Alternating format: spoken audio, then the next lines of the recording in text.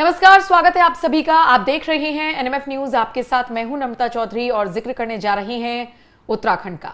देहरादून में स्टूडेंट्स का प्रोटेस्ट हो रहा है, लेकिन इस प्रोटेस्ट की आड़ में कुछ लोग ऐसे हैं जो अपने एजेंडे को सार्थक करने की कोशिश कर रही हैं। हालांकि इस तरह के लोगों पर पुष्कर सिंह धामी की सरकार नकेल कसने का काम भी कर रही है।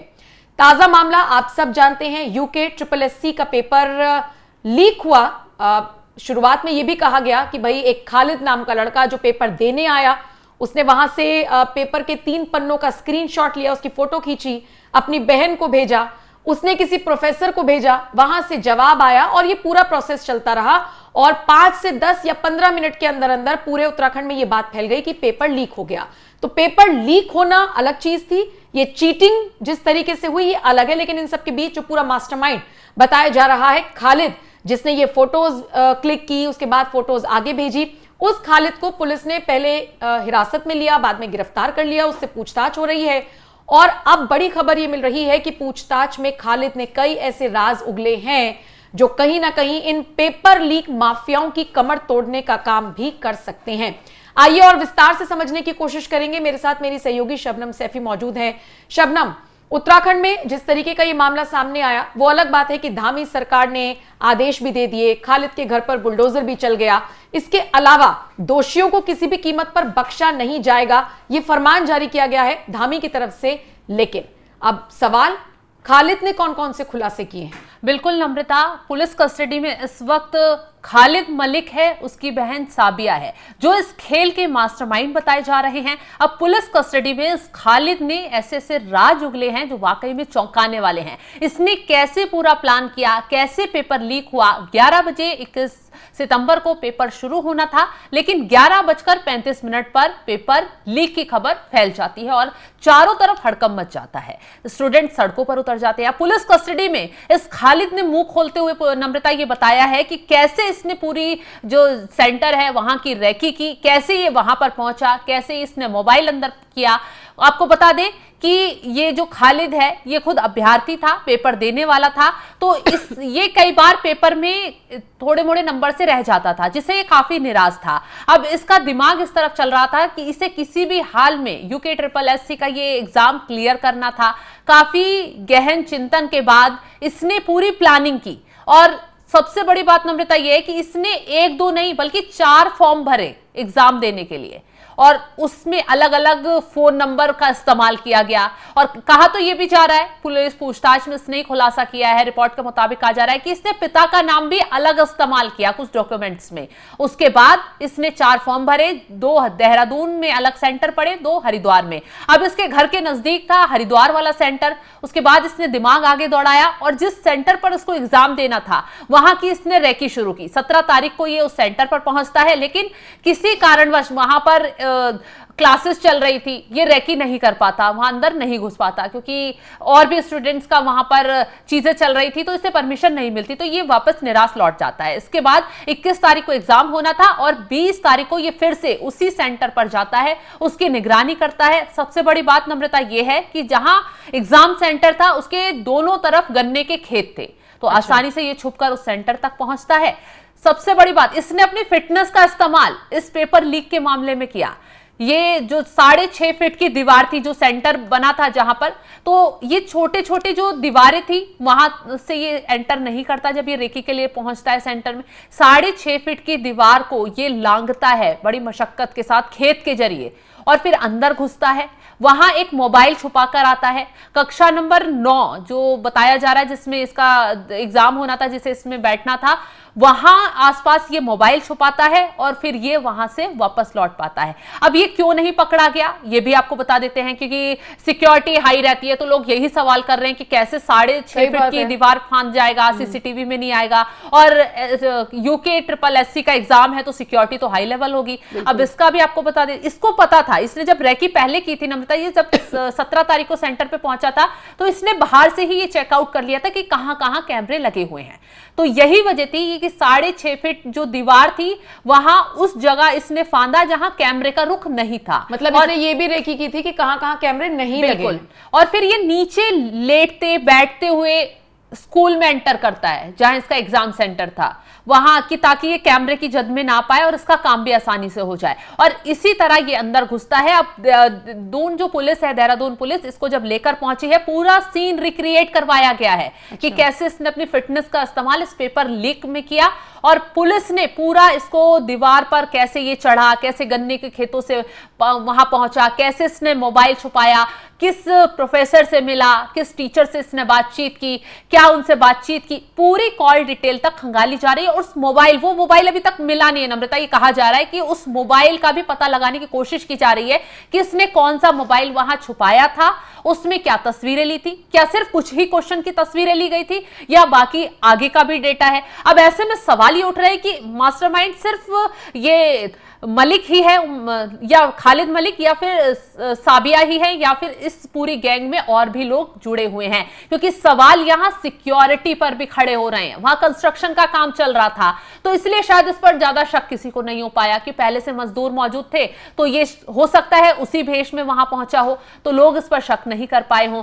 तो यही वजह है कि इस पूरे जाल का पता लगाया जा रहा है कि क्या छोटे मोटे अधिकारी, प्रोफेसर या टीचर इसके साथ मिले हुए थे। अभी कहानी यही खत्म नहीं हो रही है। इसके बाद ही उत्तराखंड सरकार की तरफ से साफ साफ ऐलान कर दिया गया है कि दोबारा पेपर का ऐलान तब तक नहीं किया जाएगा जब तक इस जो ये खालिद है इसकी पूरी परतें नहीं खोल दी जाएंगी। क्योंकि चाहे स्टूडेंट प्रदर्शन कर रहे हैं, उनका भी जायज है कि बार बार मेहनत करते हैं, बार बार पेपर लीक का मामला सामने आ जाता है। हालांकि सरकार नियम कानून पूरी सख्ती से बना रही है, और सीएम पुष्कर सिंह धामी जब से मोर्चा संभाले हुए तब से उत्तराखंड में लगातार जो कानून बनाए जा रहे हैं, चाहे लफ्ज जिहाद हो, लैंड जिहाद हो, और अब इसको नकल जिहाद नाम दे दिया गया है मुख्यमंत्री की तरफ से। तो उन्होंने छात्रों को आश्वासन दिया है कि आप थोड़ा समय दीजिए, धैर्य रखिए, पूरी तरीके से कार्रवाई की जाएगी, नकेल कसी जाएगी कि आगे कोई ऐसी हिमाकत ना करे। तो ऐसे में उत्तराखंड सरकार की तरफ से यह कहा गया है कि पेपर को लेकर जो विभाग है वो जल्दबाजी ना करे, और पेपर को दोबारा ऐलान करने से पहले जब तक 1 महीने की जो कमेटी गठित की गई है रिटायर्ड जजों की, हाईकोर्ट के रिटायर्ड जज इस पूरे मामले की जांच करेंगे, तो 1 महीने के अंदर उन्हें रिपोर्ट देनी होगी। जब तक वो रिपोर्ट नहीं दे देते, जब तक दोबारा पेपर का ऐलान नहीं होगा, तो उससे पहले ये जो खालिद है इसको पूरा खंगाला जाएगा, इसके नेटवर्क का पता लगाया जाएगा। लेकिन जो ये राज उगल रहा है नम्रता, वो बेहद चौंकाने वाले है कि कैसे रेकी करता है, कौन पहुंचाता है, कैसे इसने पेपर साबिया तक पहुंचाया, कैसे प्रोफेसर तक पहुंचा। सिर्फ 3-4 लोग इसमें शामिल नहीं है जो गिरफ्तार हुए। शक की घड़ी यही और सुई यही अटकी हुई है कि इस पूरे नेटवर्क में इसका मास्टरमाइंड अभी भी छिपा बैठा है, चाहे वो पॉलिटिकल हो, चाहे वो कोई प्रशासनिक अधिकारी हो, चाहे वो इसका कोई साथी हो। अभी असली खिलाड़ी तक पहुंचना अभी बाकी है नम्रता। बिल्कुल, और मैं तो तब से यही सोच रही हूँ कि असली खिलाड़ी कोई भी हो, असली मास्टरमाइंड कोई भी हो, लेकिन इन सब में नुकसान हो रहा है छात्रों का। और जिस तरीके से प्रोटेस्ट हो रहा है, बिल्कुल आपने एक बात बहुत ठीक कही कि ये प्रोटेस्ट आप जायज ठहरा सकते हैं। दूसरी बात आपने ये भी ठीक कही कि भाई धामी सरकार तो अपनी तरफ से काम कर ही रही है, लेकिन इस प्रोटेस्ट को तब तक जायज ठहराया जा सकता है शबनम, जब तक यहाँ पर कोई हिंसा ना हो, जब तक लोकतंत्र का मान बना रहे।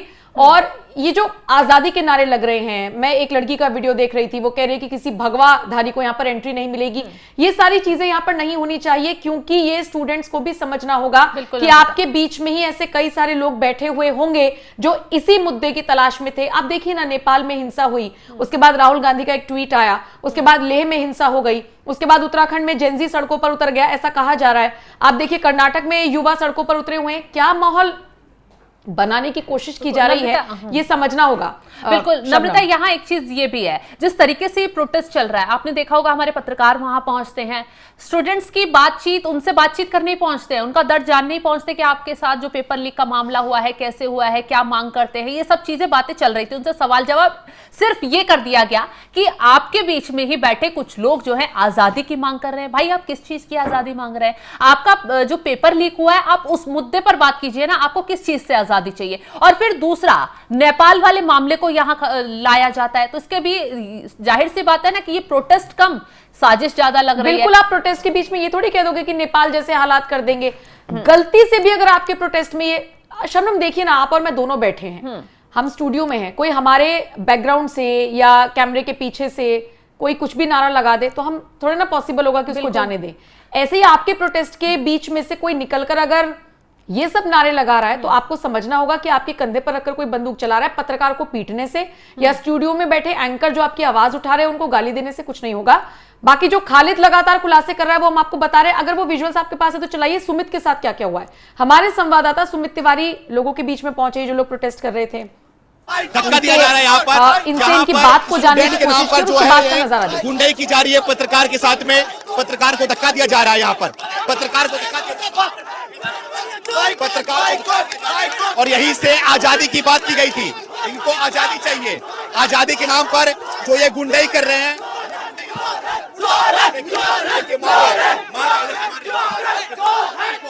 देखो हाथ उठाया जा रहा है, हाथ उठाया जा रहा है, देखो देखो धक्का दिया जा रहा है, धक्का दिया जा रहा है यहाँ पर। छात्र के नाम पे जो प्रोटेस्ट कर रहे हैं ये लोग, छात्र के नाम पे जो प्रोटेस्ट कर रहे हैं यहाँ पर, पत्रकार के साथ में बदतमीजी कर रहे हैं, और ये लोग बोल रहे हैं कि इनको आजादी चाहिए, और ये बोल रहे हैं कि इसको नेकवार बनाया जाए। देखिए देखिए देखिए मारा जा रहा है, मुझे मारा जा रहा है, मुझे पीछे से मारा जा रहा है, पीछे से मारा जा रहा है मुझे यहाँ पर। और ऑन कर, ऑन कर, ऑन कर, ऑन कर, ऑन कर, देखो देखो ये देखो देखो मारा जा रहा है मुझे यहाँ पर, इसने मारा है मुझे। ऑन करो, ऑन करो, ऑन करो, ऑन करो, इसने मारा है मुझे, उन्होंने मारा है मुझे, मुझे मारा जा रहा है यहाँ पर। तो क्या हुआ, मैं बात कर रहा हूँ ना, बात नहीं करूँ, बात नहीं करूँ, बात नहीं करूँ, कहाँ भागू, जाओ आप, कहाँ भागू, कैमरा ऊपर करो, कैमरा ऊपर करो, कैमरा ऊपर करो, कैमरा ऊपर करो।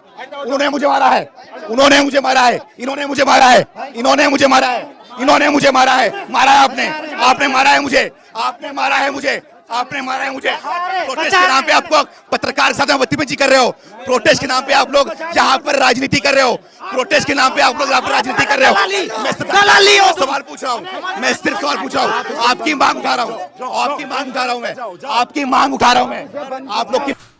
शबनम, तस्वीरें हमने अपने दर्शकों को दिखाई, हम जिक्र तो कर रहे थे खालिद का, लेकिन जब खालिद का जिक्र कर रहे हैं तो प्रोटेस्ट का जिक्र करना पड़ेगा, और प्रोटेस्ट में क्या कुछ पत्रकारों के साथ हो रहा है वो तस्वीरें भी आपको दिखानी होंगी। ये बात सिर्फ एनएमएफ न्यूज के पत्रकार तक सीमित नहीं है, नारे लग रहे हैं कि वापस जाओ, वापस जाओ। जो वीडियो हम अपलोड कर रहे हैं उस पर लिखा जा रहा है कि तू यहाँ क्यों आया है। अरे भाई, आपकी आवाज सुनवाने के लिए आए थे पत्रकार। बहरहाल शबनम, वापस खालिद पर आते हैं। खालिद ने जिस तरीके के खुलासे किए हैं वो एक एक डिटेल में हमने आपको बताया, लेकिन अभी भी हमें रुकना होगा, थोड़ा और सब्र करना होगा, क्योंकि माना यह जा रहा है कि जिस तरीके से एसआईटी का गठन हुआ है, ये एसआईटी जब जांच करेगी, अपनी रिपोर्ट सौंपेगी 1 महीने के बाद, तो और भी कई और खुलासे होने के आसार हैं। शबनम, धामी सरकार की तरफ से और क्या आदेश दिया गया है पेपर को लेकर? बिल्कुल, देखो नम्रता, कानून तो पहले ही सीएम धामी ला चुके हैं और सख्त चेतावनी, नकल विरोधी कानून ना, हाँ, नकल विरोधी कानून ला चुके हैं और पहले ही सख्त चेतावनी दे चुके हैं कि जितने भी माफिया, और उन्होंने जिहाद शब्द जोड़ा है नम्रता, आपको याद होगा इससे कि नकल जिहाद, यानी जो ये खालिद पकड़ा गया है और जिस तरीके से साबिया इसमें नजर आई है, तो कहा जा रहा है कि एक लॉबी हो सकती है जो साजिशन ऐसे काम कर रही है, तो उनका पता लगाने के लिए पूरी कोशिश की जा रही है। और बुलडोजर भी अब तैयार है कि अगर आपने अपराध किया, क्योंकि जिस तरीके से पेपर लीक हो रहे हैं, ये कोई मामूली और छोटा मोटा अपराध नहीं है, ये एक ऐसा अपराध है जो लाखों हजारों छात्रों के भविष्य को कुचल रहा है। तो ऐसे में ऐसे शख्स को सबक सिखाना जाहिर सी बात है, लाजमी है। जिस तरीके से उस पर एक्शन हो रहा है और उसकी गैंग की तलाशी हो रही है, आने वाले वक्त में देखिएगा नम्रता, इसमें और बड़ा खुलासा हो सकता है। नम्रता, यहां पर हम सीएम पुष्कर सिंह धामी इस मामले को लेकर क्या कुछ कह रहे हैं और नकल विरोधी कानून को लेकर क्या कुछ कह रहे हैं, वो भी दर्शकों को सुनवा देते हैं। आपने देखा होगा, ये एक अस्तर प्रयास है, ये पेपर लीक नहीं कहूंगा मैं इसको, ये नकल का प्रकरण आप कह सकते हो, और नकल के प्रकरण के लिए हमने कानून बनाया है। और कोई कानून बनाया जाता है इसका मतलब ये नहीं है कि वो कानून पर अपराध करने वाले नहीं होंगे, अपराधी उसमें भी अपराध करने की कोशिश करते हैं, लेकिन पकड़े जाने पर वो कानून सख्ती से उस पर कार्रवाई करता है। इस पर भी सख्ती से कार्रवाई होगी, और हमने इसकी गड़बड़ी की जांच के लिए सेवानिवृत्त न्यायाधीश की अध्यक्षता में एसआईटी का गठन का निर्णय किया है, और एसआईटी जांच के आधार पर इस मामले में हम निर्णायक कार्रवाई करेंगे भविष्य में। परंतु मैं आज के इस अवसर पर आप सबके बीच में स्पष्ट कर देना चाहता हूं कि हमारी सरकार राज्य में एक एक नकल माफिया को, राज्य के अंदर एक एक नकल माफिया को चुन चुन कर गिरफ्तार करेगी और उसकी सजा दिलाएगी। तो सुना आपने क्या कुछ कहा सीएम पुष्कर सिंह धामी ने। तो पूरा विवाद, पूरा मामला मुझे लगता है आपको समझ में आ गया होगा। शुक्रिया शबनम, सारी जानकारी दर्शकों तक पहुंचाने के लिए। बाकी जो भी अपडेट्स आती रहेंगी आप तक पहुंचाते रहेंगे बाकी खबरों के लिए, और इस खबर के अपडेट्स के लिए भी बने रहिए एनएमएफ न्यूज के साथ।